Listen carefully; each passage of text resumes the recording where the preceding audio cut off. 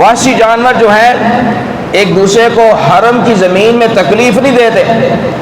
اور نہ اس سرزمین میں کتا ہرن کا شکار کرتا ہے،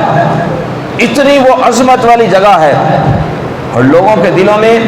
کعبۃ اللہ کی جو محبت ہے، جب بندہ خانہ کعبہ جاتا ہے، اللہ ہم سب کو بھی جانا وہاں پر توفیق عطا فرمائے، جب بندہ کعبۃ اللہ جاتا ہے تو اس کی جو محبت ہے انسان کے دل کو اپنی طرف کھینچ لیتی ہے، اور جب بندہ مومن کی نگاہ کعبۃ اللہ کی طرف پڑتی ہے تو آنکھوں سے آنسو جاری ہو جاتے ہیں، اتنی شانوں والی وہ جگہ۔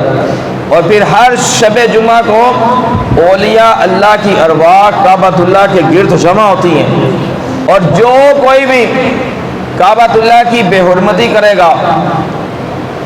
اس کے خلاف جائے گا، اس کی بے ادبی کرے گا، یاد رکھیں وہ تباہ و برباد ہو جائے گا۔